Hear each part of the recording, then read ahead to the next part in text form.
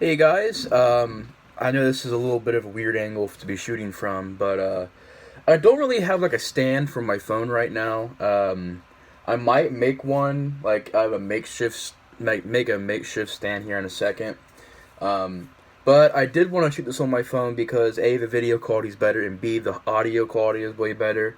So you're probably going to be seeing me shooting from my phone a lot more. I am streaming tonight.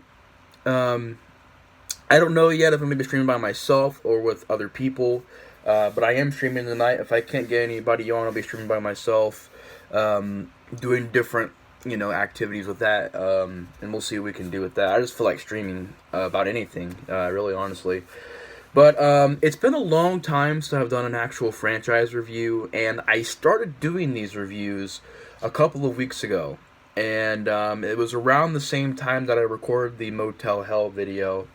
I started reviewing these movies, and I actually started with other movies in this discussion. And I didn't like how I was doing the review, especially the first review. And of course, I'm talking about doing the Alien and Predator and AVP movies and Alien versus Predator movies and all these Aliens and Predator movies. I'll be talking about these movies. I got the Predator movies over there. But I'll be reviewing all the Alien movies and then all the Predator movies and then AVP and AVPR. I have not. I will say this: I have not seen the Predator, and I'll let you guys decide if you want to see me do a review on Alien, the new one. I just forgot the name of it for some reason.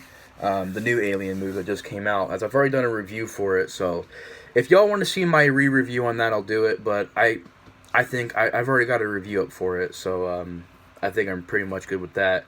But I'll be talking about the Alien movies as well as Prometheus, AVP, AVPR, as well as Predator 1 through 3. And I won't be reviewing The Predator because I haven't seen it yet. But I did my review for the first Predator, and I did not like the way my review turned out because it was borderline rant. And I don't know why. I don't know if it's just my night that night or how things were going that night. But I was having like a really bad review on on Predator from the original Predator, and I was like, oh, I don't really like this movie. But really, honestly, when I go back and watch it again, I think I'll say this: I like that movie, but we'll get to my thoughts on that when we get to it. But there's a certain I have weird thoughts on the first Predator, but since I'm redoing these reviews, I figured why not start from the other end of the spectrum and we talk about the Alien films. And I have the first three on DVD in this triple pack. I've got to get the Alien Blu-ray chronology, whatever it's called, the Alien Chronicles Blu-ray set, where it's got the really cool artwork and it comes with the first four Alien movies. This one only comes with Aliens One or Alien 1, 2, and 3, and then it also doesn't have Alien Resurrection. I don't have a copy of that one. And then I have Prometheus, so we'll get to that a little bit later. And if you guys want to see me do a review on Alien Covenant, that's totally up to you. But today we're starting off our reviews on this franchise with a very classic film that I'm a huge, huge fan of. It's still my favorite one out of all the movies. I love a lot of the Alien movies, but this is still my favorite one, and that is the classic Alien. Now, this movie right here, big fan of it. I'm actually going to pull up, I actually forgot to pull up IMDb for this review. On the back here, though, I'm going to read up the back. 1979 is when this came out. Of course, directed by Ridley Scott. I'm not too sure if this is one of his early reviews. It might be, or not early reviews, early films. I'm pretty sure this is one of his earliest films, but I'm a really big fan of Ridley Scott. Alien, I really enjoyed. I think he made Gladiator, which I really enjoyed. And he's just a great director. I think what he pulls off in this movie, and I'll get into the story in a second because the story for Alien is classic. I mean, pretty much everybody knows the story about Alien. But I think what he did with this movie that was really, really effective was you really get the sense that even though this is a late 70s movie, and I don't think they had very much of a budget to work with while making this movie,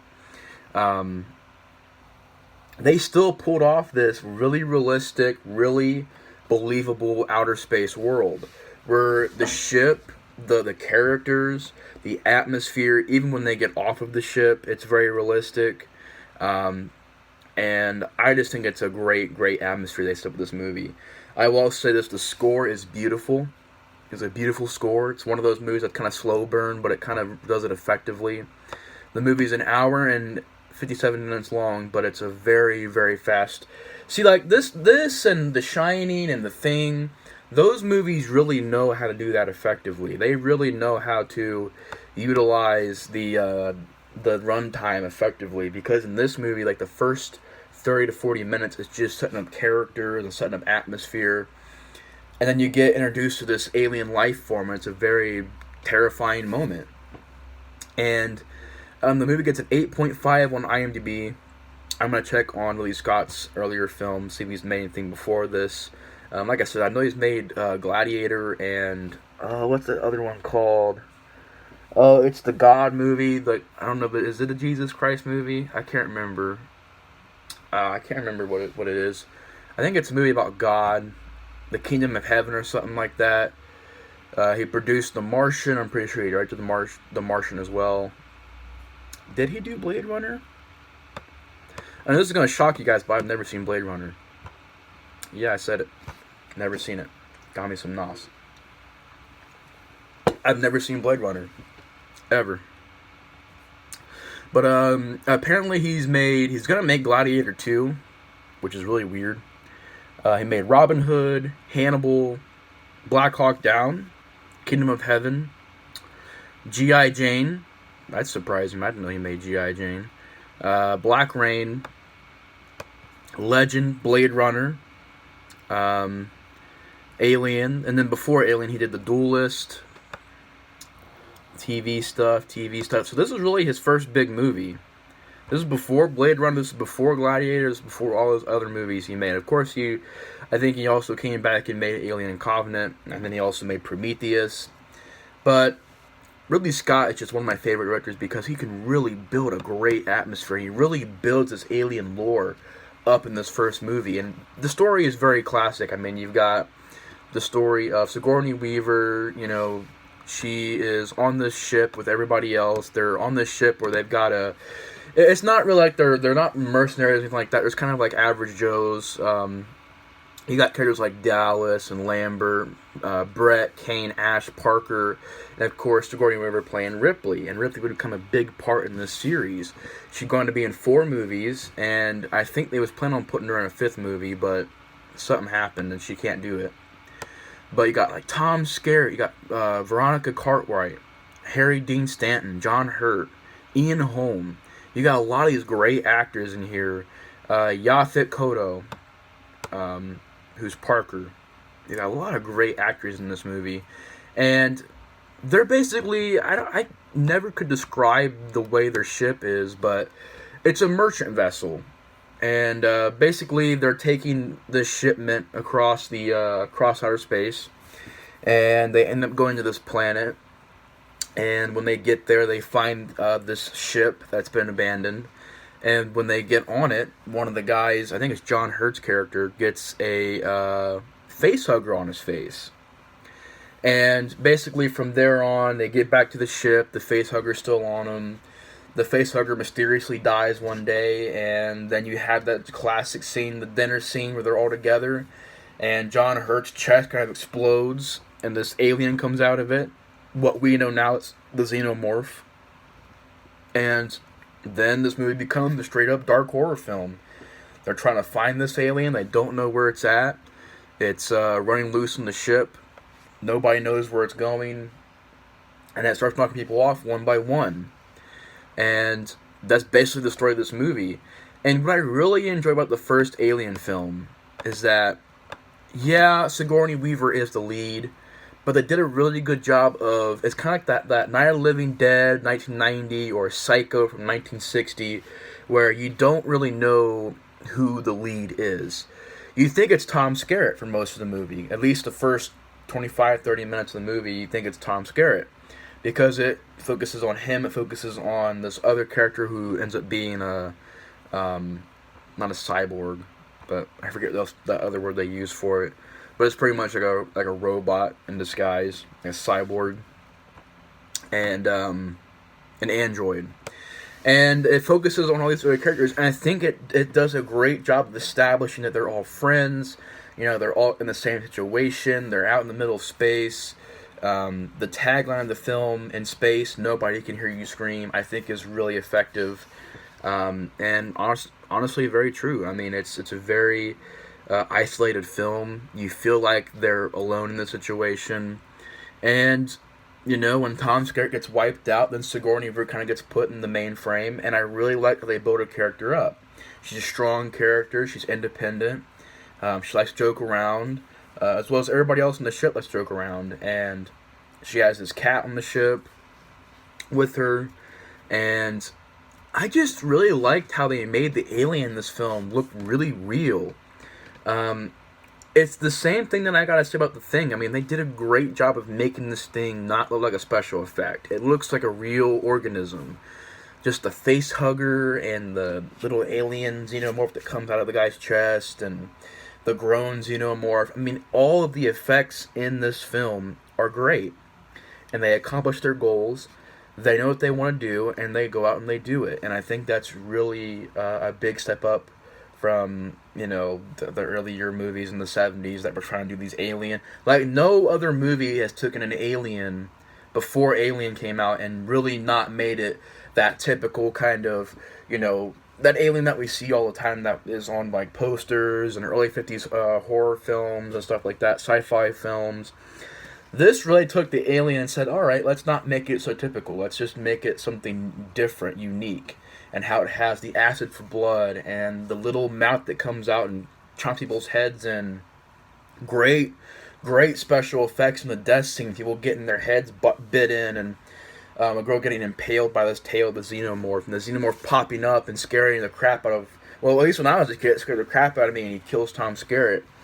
And that ending, that last bit of the movie, where Sigourney Weaver is by herself, it's about 15-20 minutes of her by herself, isolated on the ship, there's nobody else alive, it's silent, it's nerve-wracking, it's suspenseful, and it was something that when I was a kid, I was watching this ending and my heart was going because she was by herself, there was nobody else left.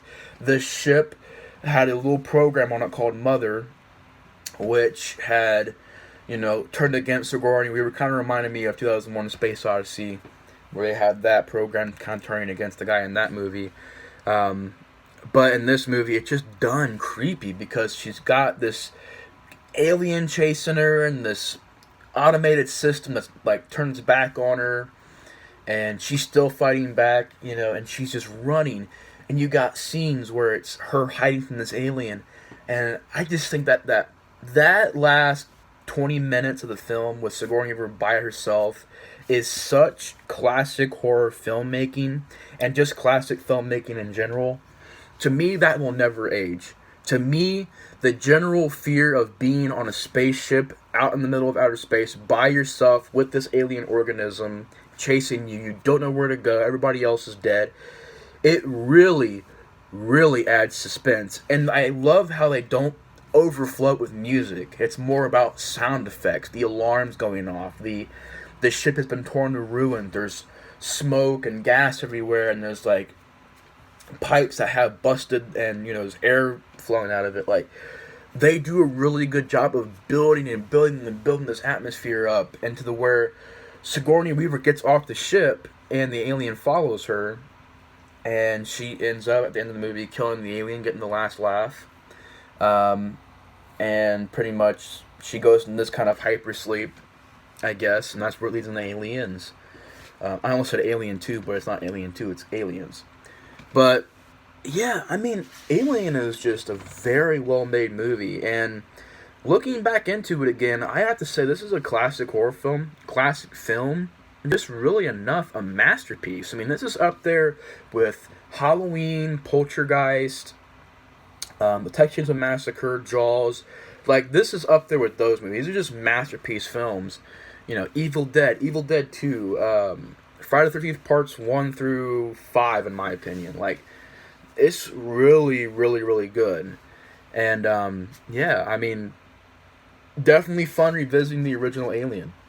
And if you have not seen the original Alien, First of all, I'm sorry for spoilers. Second of all, go out and watch Alien. This movie will not disappoint you. It's got great special effects, a great atmosphere, great characters, awesome direction, great camera work, memorable lines, memorable dialogue, cool sci-fi ideas, and it's an awesome horror film. So yeah, I gotta say the first Alien is a classic, and I absolutely love it. And I hope you guys with the review. So I know that this review has a big update in quality compared to like the other reviews I've done, but I'm probably going to be continuing to do these on my phone because it's just better quality and it's better for you guys, and it's just altogether just a better quality. So I'll just continue to do on here. But anyways, guys, thanks for watching my review on Alien, and I'll see you guys in a second for my review of Aliens. So anyways, guys, thanks for watching. The Explorer of Horror is out. See you guys later.